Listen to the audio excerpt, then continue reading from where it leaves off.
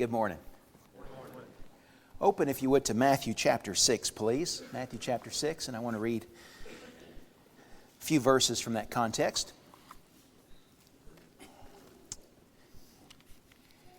Jesus warns us right in the middle of the Sermon on the Mount about how easy it is to be, to do the very thing that Jason Carpenter was talking about at the Lord's table this morning. To wander, to be distracted by things in life that keep us from keeping God at the center, keeping Him our shepherd, recognizing our need for Jesus and how it is that He needs to run our life. He needs to teach us where to drink. He needs to teach us where we need to pasture. He needs to warn us about our enemies, about the dangers that threaten, about how vulnerable we are. We need to recognize our dependence on Him. And He shows us in this context how even in circumstances where we are engaged in very spiritual things, in servant activities, or in things that ought to be very much God-centered moments, how that center can shift. So look at the warning that He gives us here in Matthew chapter 6, verse 1. Beware of practicing your righteousness before men to be noticed by them. Otherwise you have no reward with your Father who's in heaven. Do you see He says there that it's possible for me to do things that are, in the very nature of the case, God-centered activities, and yet do them for the wrong reason. Do them with not really pursuing God's glory, not pursuing a relationship with Him, but pursuing something that we can get because people see us engaged in those kind of activities. And so He warns us, He then illustrates that, verse 2, when therefore you give alms, don't sound the trumpet before you, as the hypocrites do in the synagogue and in the streets, that they may be honored by men. So He gives some advice here about the antidote to doing servant activities, to doing charitable deeds, but doing them for the wrong reasons, because we're wondering, hoping someone's watching and sees how generous we are with our gifts.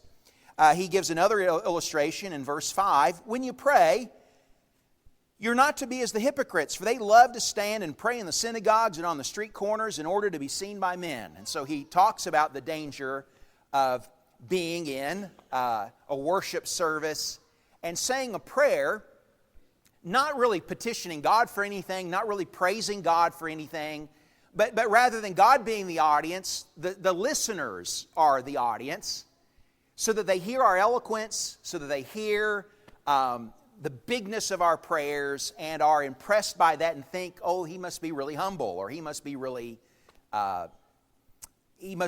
religious that he prays such a prayer to God.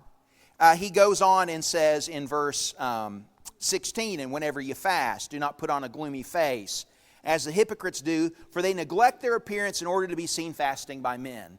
So he warns there about depriving ourselves, about doing something where we make a great sacrifice.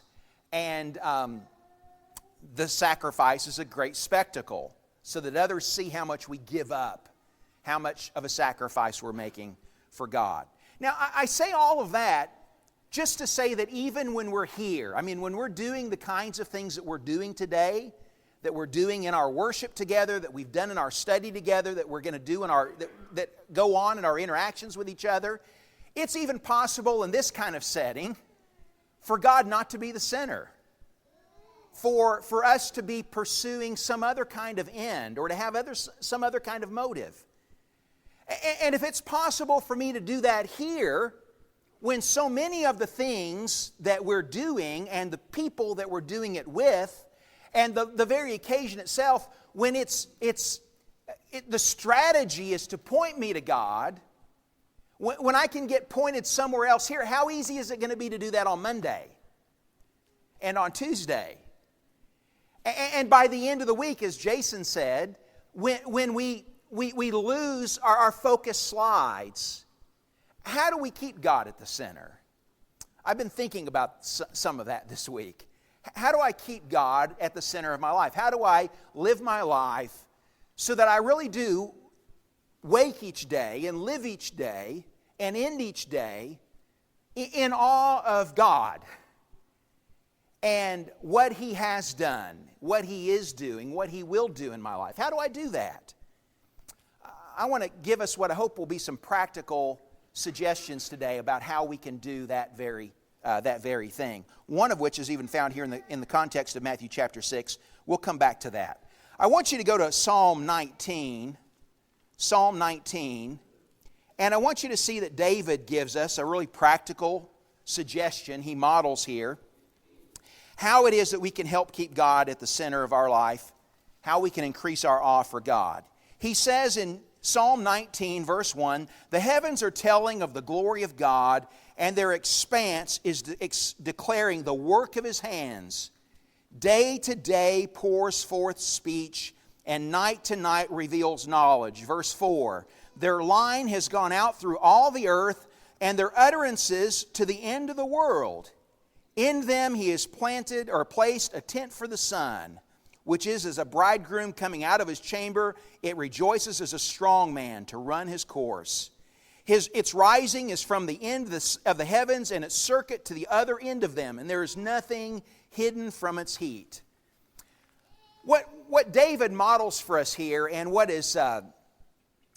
occurs over and over again in Israel's songbook, in the Psalms of Israel, is this understanding that we can listen and we can look for the majesty of God when we look at creation.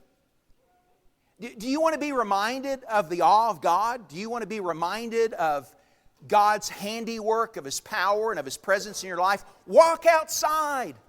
Get out of the house. Look out the window when you're driving down the road.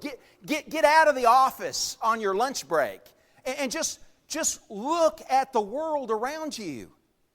Because every day when the sun gets up in the morning, the heavens are declaring the glory of God. I mean, there is a shout of praise that's going out. You may not hear it in audible words, but you might hear it in the sounds of the birds. You might see it in the splendor of the sun as it's coming up in the east. You might see it in the movements of the stars and the constellations. You might see it in the activity of all of the animals of creation, but there is abundant testimony to the glory of God, and it doesn't matter, the psalmist says, what language you speak. Everybody hears creation speaking the praise of God. And one of the ways that I can learn to have awe for God is to open my eyes and to open my ears to the praise that is wired into our world. God has cushioned our world for faith. He has hardwired our world so that we can hear praise. I mean, we have a surround sound system that God has put in our world that is always reminding us in a bass sound and in a tenor sound and in all the wonderful kinds of musical qualities that you can imagine. It's telling us, look at what God has done. Look how great He is. Look how wonderful His power. Psalm 104, the psalmist in that text is looking around at the world and look at how he sees God in his day. Psalm 104, just start in verse 1. "Bless the Lord, O my soul. O Lord my God, Thou art very great." How does he know that? "You are clothed with splendor and majesty. You cover yourself with light as with a cloak." So when he sees the light, he sees that as being the garment of God. He says, you stretch out heaven like a tent curtain. Just like Jennifer every morning walks through the living room as she makes her way out of the bedroom. She comes across and she starts opening the curtains and she turns the blinds. She makes her way all the way around the house and lets in God's light. Well, God, He just takes the whole sky and it's just like a curtain. He just stretches it out. That's how mighty He is. It says in verse 3, He lays the beams of His upper chambers in the waters. He makes the clouds His chariot. When you look at the clouds, do you think about God riding across the sky? He walks upon the wings of the wind. He makes the winds His messengers, flaming fire His ministers. Do you think about God's providence in our world and how He's using the things that are going on in nature, the events that are going on in our world, and He is all of the time, whether we can see it or not, ministering what we need. The psalmist goes on to describe all that very thing. Look down at verse 10. He sends forth springs in the valleys. You drive along the Coosa River, or you go out to Lake Lay, and you see what His handiwork has done, what God has made. They flow between the mountains. They give drink to every beast of the field. God's watering His people. He's watering His creatures. The wild donkeys, they quench their thirst. Beside them, the birds of the heavens dwell. They lift up their voices among the branches. He waters the mountains from His upper chambers. The earth is satisfied with the fruit of His works. He causes the grass to grow for the cattle and vegetation for the labor of man, so that He may bring forth food from the earth, and wine which makes man's heart glad, so that they make His face glisten with oil, and food which sustains man's heart. The trees of the Lord drink their fill, the cedars of Lebanon which He planted, where the birds build their nest, and the stork whose home is in the fir trees.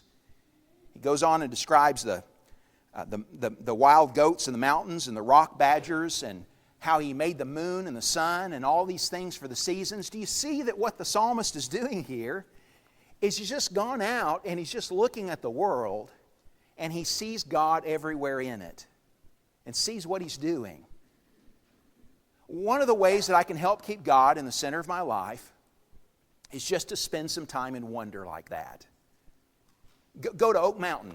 Go out in your backyard. Just go out and look around at your day, and God's fingerprints are all over it. And stand in awe of that. If we go back to Matthew chapter 6, we'll find later on in that text Jesus is talking about the problem of worry and how that can become the center of our world, that we're anxious about life. We're anxious about what we're going to eat and about what we're going to wear. And He says if you will look around, you can see the birds, and they ain't worried about what they're going to eat. And you can look at the flowers in your garden, and they're not worried about what they're going to wear, because God has given food to the birds, and He's giving clothing to the flower of the field. And if God takes care of the birds, and if He takes care of the grass and the flowers, then won't He take care of you? You see, there are moral lessons even that are wired into the world that say that God cares and that God sustains us. So if you want to live in awe of God, you have to turn your mind purposely to look at your world, look at our world, and how the heavens every day, how all creation is speaking to the glory of God. A second practical way that we can increase our awe for God is to do what Moses told the Israelites to do in Exodus chapter 13. Go there if you would. Exodus chapter 13. And I want us to look together at verse 14 of that context. Moses is talking here about the Passover feast and how it was that the first fruit of everything was to be consecrated to God. In particular here, he's talking about the firstlings of their flocks and how the firstling is to be, the first male is to be an offering to God. And he's talking about the way in which the sacrifice is to be prepared for the Passover. And he anticipates that their children are going to ask questions about why do we do these things? Why are we offering this sacrifice? Why are we doing this with why did we take our new baby lamb and offer him as a sacrifice to God? They're going to ask that question. And so Moses says that's a great time to tell them a story. And so he teaches them what to tell. He says in verse 13, but every first offspring of a donkey you shall redeem with a lamb, but you shall not redeem it. Then you shall, but if you do not redeem it, then you shall break its neck. And every firstborn of man among your sons you shall redeem. Verse 14, and it shall be, when your son asks you in time to come, saying, what is this? Why do we do this? Then you shall say to him, with a powerful hand, the Lord brought us out of Egypt from the house of slavery. And it came about that when Pharaoh was stubborn about letting us go, that the Lord killed every firstborn in the land of Egypt, both the firstborn of man and the firstborn of beast. Therefore, I sacrifice to the Lord the males, the first offspring of every womb, but every firstborn of my sons I redeem. So it shall serve as a sign on your hand and as phylacteries on your forehead for a powerful hand. For with a powerful hand the Lord brought us out of Egypt. Now, what's he teaching us here about how we keep God at the center of our world? Well, what he's telling us here is one of the ways that we can do that is to tell the inspired stories of God's mighty deeds and what they mean to us. We can tell the stories that God has told us and that the men that God chose have written for us. We can tell the stories of God's mighty deeds and what they mean to us. Jennifer's so wise about this sort of thing. We picked up Abraham and Omar last Sunday, and we were on our way here. And so she started talking to Omar. We can't say it directly to Abraham. If we tell Omar, then Abraham joins in the story. So she's clever about that sort of thing too, about knowing how to involve them in this. But she started telling Omar the story about when the Philistines came and stole the Ark of Israel. That was in their study last week, 1 Samuel chapter 4. What a great story that is. Did you tell your kids that story this week or last week? About what happened there? Israel was treating the Ark of the Covenant like it was a lucky rabbit's foot. And not only did they have that concept of God, but even the Philistines had that kind of concept of God. That you see, we take our gods and we stick them in a box. And when we carry that box that God is in along with us, then God has to help us. God has to save us. God has to fight for us. And so Israel had not been living a life that was God-centered. They'd been living a life like the people around them. And they went to fight the Philistines in battle and they lost. And they thought the mistake that we made is we didn't take God with us. And so they got the Ark of the Covenant, which they were thinking of as being the box that they kept God in.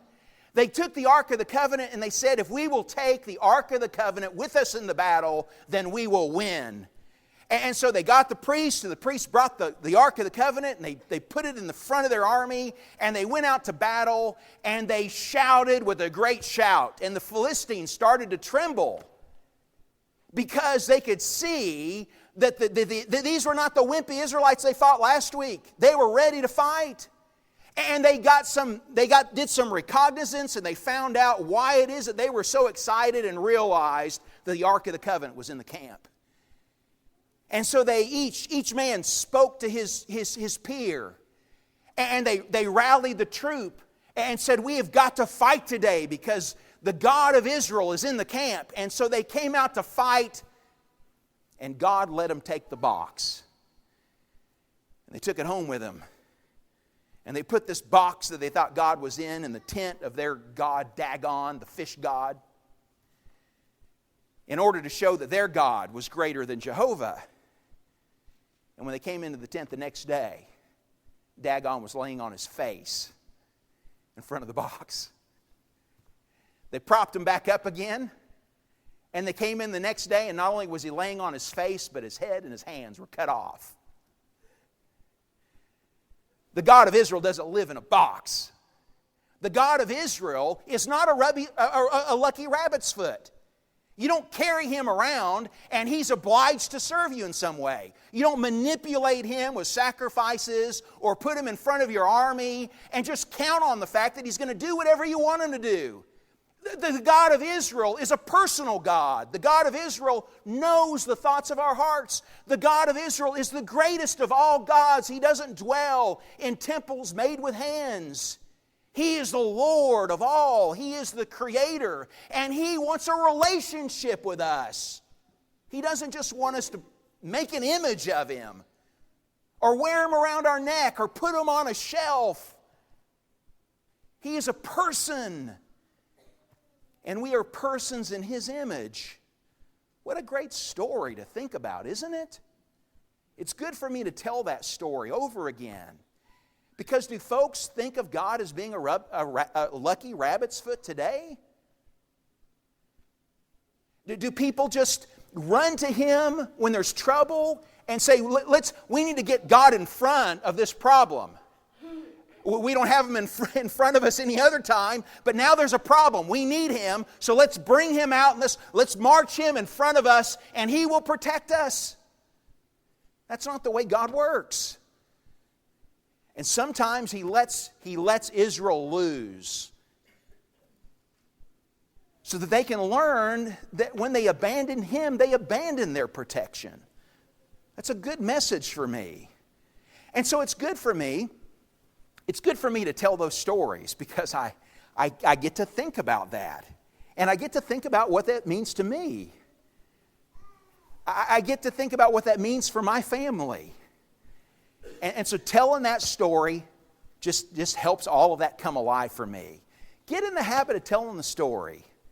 Yesterday morning, Ralph and Curtis and Austin and I were together at our office, and we were telling stories. We were telling the story of Genesis chapter 4 to each other, and asking questions about it and what we were curious about with Cain and Abel and what happened there. And it was good to talk about the story because it just reminded us of the mighty deeds of God and what they mean to us. If you will do that, it will help keep your heart in awe of God. Something more that we can do in that same respect, look at Mark chapter 5 and verse 18. Mark chapter 5 and verse 18. Here is a fellow who is just realized how much the Lord is at the center of his life, and he wants to keep Him there. There's a wonderful story told in the opening part of Mark chapter 5 about the man that was demon-possessed with a legion of demons, and Jesus came to town, and He did something that nobody had ever been able to do for this man. He liberated him, He freed him. And He sent the demons into the swine. And they all ran off the cliff and they drowned in the sea. And this man was so relieved of how Jesus had rescued him. And naturally, what do you think he'd want to do when Jesus gets in the boat to leave? I want to go with you. I want this to happen every day. I want to keep you in my life. And so He shows a great heart here. At the entreaty that He makes, look at verse 17. The people of the town begin to entreat Jesus to leave their region. And verse 18, as He was getting into the boat, the man who had been demon-possessed was entreating Him that he might accompany him. But Jesus did not let him. Now, do you think that Jesus wants what's best for this man? Yeah, He does. Do you think He wants this man to live every day with Him in the center of his life? He doesn't want him to go back to having demons in his life, does He? Jesus doesn't want that for him. I want you to see the solution that Jesus gives to him about what he needs to do from this day forward. How does he keep Jesus at the center of his life? Jesus says to him in verse 19, He said to him, "Go home to your people and report to them what great things the Lord has done for you and how He has had mercy on you." I mean, if he wants to live with Jesus every day, if he wants to keep Him at the center of his life, then one of the habits he can practice is to tell other people the story of the great things that the Lord has done for him. His people need to hear that. The people in this town who have lost their pigs and who didn't rejoice over His salvation, they need to every day to hear the story that Jesus came to town and they ran Him out. They need to hear the story about Jesus' compassion for him and how the Lord saved them. And of how if the Lord would make this difference in his life, how he would surely make that kind of difference in their life. And not only do his people need to hear the story, he needs to tell the story so he doesn't forget it. He needs to tell the story about how Jesus rescued him. He needs to tell the story so that he doesn't forget about how he used to live in the tombs and how they used to try to shackle him up and he used to break the chains. He needs to tell the story about how he used to live with the dead and now he's among the living. He needs to tell the story about how awful his life was and how he cried out in torment at the moon. And then Jesus came to town. And Jesus took away the demons. And he cast them into the swine and they all went and drowned in the sea. He needs to talk about how God made him free and how he never wants to be that man again. He needs to tell the story about what great things God has done for him. And you and I need to tell the story about what great things God is doing for us. What's He doing for you? What's He done for you?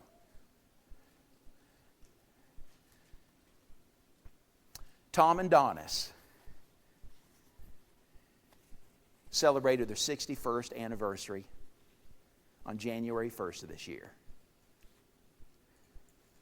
What great things God has done for them. Tom told me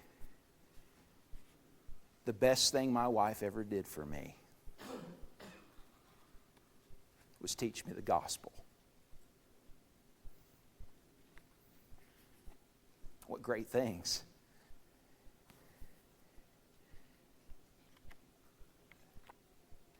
What was it like when you obeyed the gospel? When you heard it? When it changed you? Do you know folks' story here about how God showed them His truth? We need to know those stories about each other. Because when you know those stories, you live in awe of God.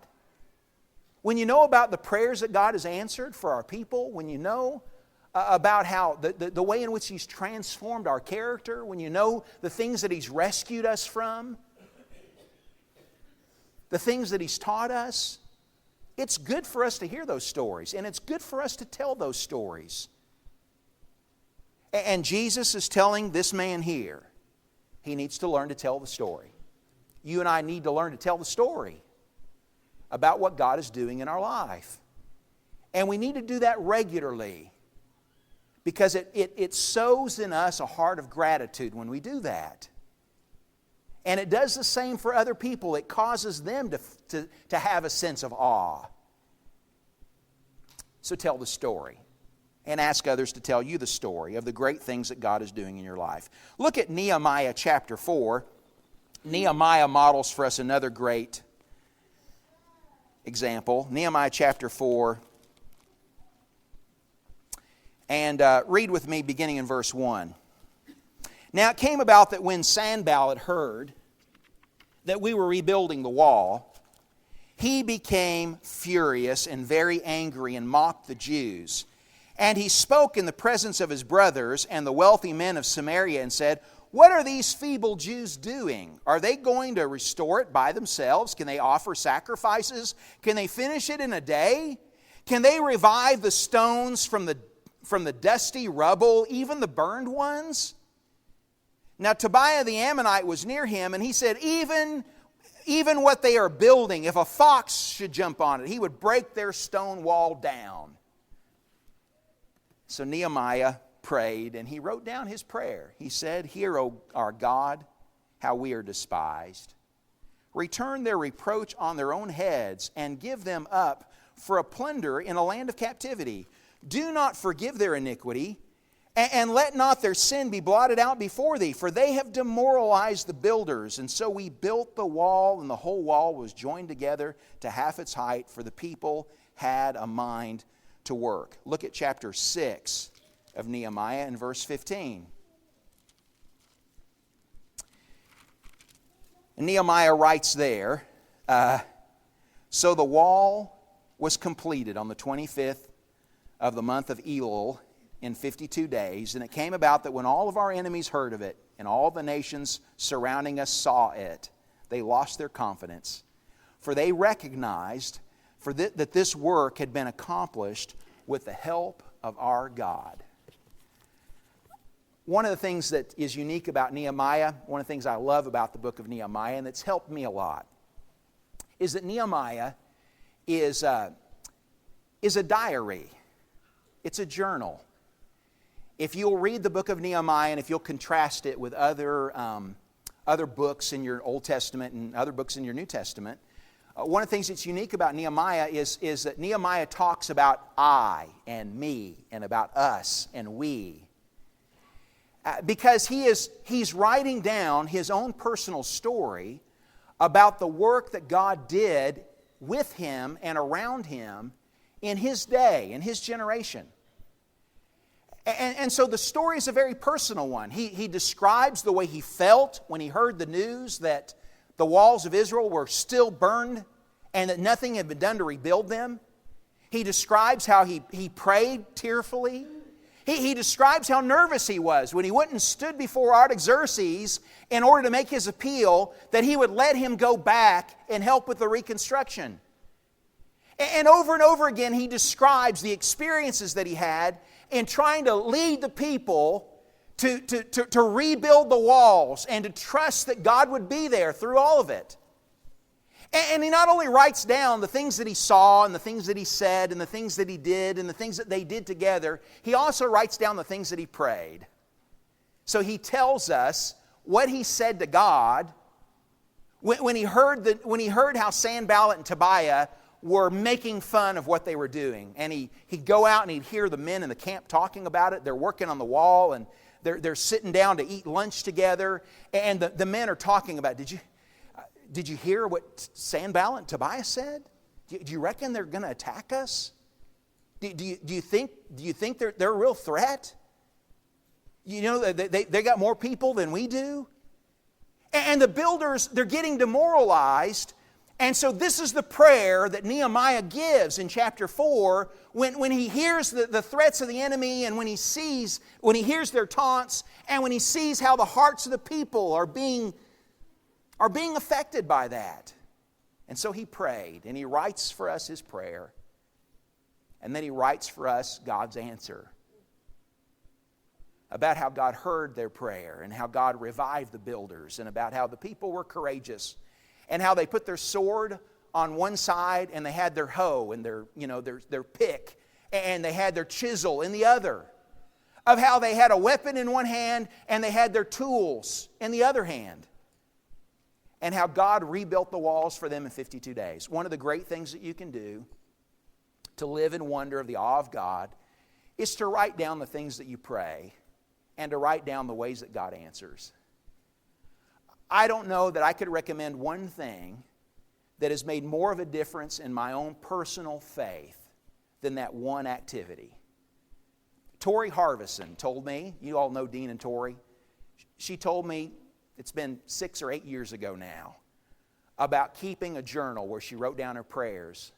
And I thought when she told me about that, about Nehemiah doing that, and about how the psalmist did that, and about what it did for her faith, and I thought that could help me. And that has made such a difference in my life, just writing down what I ask God to do.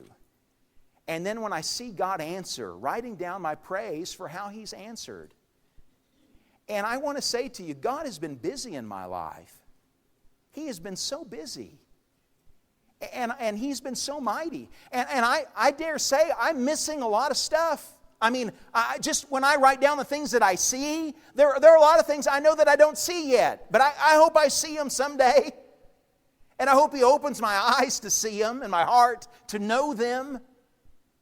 But that one practice of writing down what you pray and of writing down what you praise is a great way to see how abundant in grace God is, how good He is to us, and how He answers us in powerful, powerful ways. It is my habit to say that God doesn't ever do what we ask. God always does better than we ask. He always does better than I pray.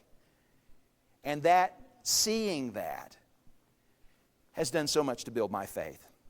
The last thing I want to say to you about how we can increase our awe for God is what the psalmist talks about in Psalm chapter 40. If you would turn there. I guess it's inappropriate to call the Psalms chapters. They're each a song. Psalm number 40, just like in our songbook. In Psalm 40, the psalmist says here, this is another praise that David wrote. He said, I waited patiently for the Lord, and He inclined to me and heard my cry. He brought me up out of the pit of destruction and out of the miry clay. And He set my feet upon a rock, making my footsteps firm. Now listen to what He says in verse 3. And He put a new song in my mouth, a song of praise to our God. Many will see and fear and will trust in the Lord. You've probably come across that expression, some in the Psalms, perhaps when you've read, a new song. Sing unto the Lord a new song, the psalmist says. That Psalm 149 says that. In Revelation chapter 5 and verse 9, where it talks about the 24 elders that are standing before the throne, and Jesus has just come out, the lion lamb, and He's taken the scroll out of the hand of His Father. And He's shown and has been declared as the one who's able to open up the revelation of God and make everything make sense to all of heaven and all of those that are a spectacle to what's unfolding there. And the 24 elders, they fall down on their faces and they throw down their crowns, and they have these bowls of golden incense in their arms that are the prayers of the saints, and they're holding harps, they're playing and that they're singing. And it says that they sing to the Lord a new song. The whole idea of singing to the Lord a new song is that the old song is not good enough anymore because God has done something new. The reason they sang a new song in the Psalms is because God has just done something more in their life, and they have to tell about it. And so when David says here in Psalm 39 and in verse... Psalm 40, and in verse 3, He put a new song in my mouth. Do you see the point? He says, God has given me something to sing about. And so I'm going to take this with me to the congregation. And so he says down in verse 5, Many, O Lord my God, are the wonders which Thou hast done, and Thy thoughts toward us, there's none to compare with Thee. If I would declare and speak of them, they would be too numerous to count. I've got so many verses of this song to sing that I can't even count them all. Then he says down in verse 9 of the text, I have proclaimed glad tidings of righteousness in the great congregation. Behold, I will not restrain my lips. I'm going to take this song and I'm going to go and talk to Israel, and I'm going to give them some kind of lift today. Going to edify them with what God has done in my life. If I could recommend to you a practice to help you live in awe of God, it would be this: sing to the Lord a new song. I started writing down just the things that God has done this week. I ran out of card writing it down, but these are just things that when, as I was singing today, I was thinking about these things after I made this list. It just was good for my heart for worship because it gave me something to come and praise God about today. The Lord, on Monday night, let me play Legos with Sam and Davis Junkin over at the Joneses' house. Now, that may not seem like a big deal, but that's a big deal to me because Sam and Davis and I, we had some time together, and I want them to know me, and I want to know them better, and I want to know their personalities, and they made these cool planes, and we made these cool planes together. And that was an experience that's meaningful, that means that there's a connection between us and that they are influencing me and I'm influencing them. I'm grateful to God for that, for the Junkin family and what they mean to me, and for the difference they're making, and for the Joneses having us all over where that could happen. Veronica got a scholarship. Do you know that? She got a full scholarship to Jeff State, and an invitation for the dean to come and sit down with him because he just wanted to hear her story. He was so impressed by the letter that she wrote for her scholarship that he wanted to talk to her. Now that is an answer to prayers that our people prayed concerning Veronica. God be praised for that. How He hears us and what He's doing. I love Jacob's zeal for growth and for next steps. And he and I got to spend some time together this week talking about that and thinking about that. And putting together the little video of our people saying things about next steps just inspired a walk down memory lane about all the things that God has done and is doing in the life of our people. That was so good for my heart to revisit that and to think about that and see how God has connected us together and what He's doing. And one of the things I loved about that experience is how, there's so much untruth in advertising where things are oversold, where something is advertised it's not really true. It's not. What I loved about that is that the whole concept of helping each other take the next step is not an oversell. It is the culture of the people here. The folks here have helped me take steps and have helped Jake take steps. It's the reason why he wanted us to do this again. And I love to be among a people who are helping me stretch and helping me grow and helping me walk through the awkwardness for God so that I can be more for Him. I'm grateful to God for that. And that experience made me mindful of that. Jennifer made me 4 of my favorite things this week. She made me spaghetti. She makes the best spaghetti in the world. She made me biscotti. I love to have biscotti with my coffee or my tea. She made me banana muffins. I haven't had those in a long time. She made those for me. And she made this oatmeal that I love to eat for breakfast every morning. Now, I don't know what I did this week. I didn't do anything to deserve all 4 of those in one week, but she made all that for me. I'm so blessed.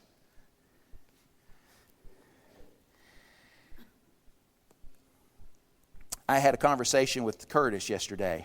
He and I worked together.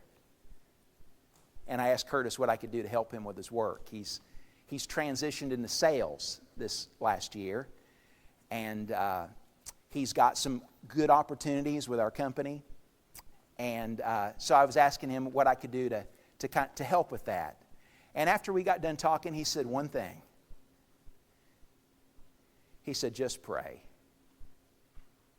Because this time next year, I want Emily to be home with Lonnie. Now, I love working with guys that have that kind of heart. God has blessed me with that. And Curtis is my friend. And he's helping me grow, and we're growing together. I've got so many reasons to be grateful, don't you? I've got so many reasons I could write a song. And I mean a good song. About what God has done in my life just this week. Get in the habit of counting those things up. Get in the habit of singing about those things. Bring them with you. Put them on a card and bring them to worship. And when Ralph or John or one of our men gets up to lead us in worship, take it out. And as you sing, count to God all the reasons that you have for praising Him today. Because He has been so mighty in our life. Great things He has done for us. Praise His name for that. And when you do that, you'll keep Him at the center of your world. And you'll prostrate yourself before Him. You'll be reminded of His majesty and of His grandeur. And things in your world will be where they need to be because God will be at the center of that. A few ways that help me to think about how to keep God in the middle. I hope they help you too, to keep Him at the middle of all of our lives. Would you surrender your will to His today if you've not been doing that? Today's a great day to start that, is it not? Amen. Right now. Jesus is not at the center of your life. Make Him so. Make Him the Lord of your life. Repent. Acknowledge Him as the Lord, as your Savior. Be baptized. Have Him wash away your sins. And live then a resurrected life to His glory. Won't you come as we stand and as we sing?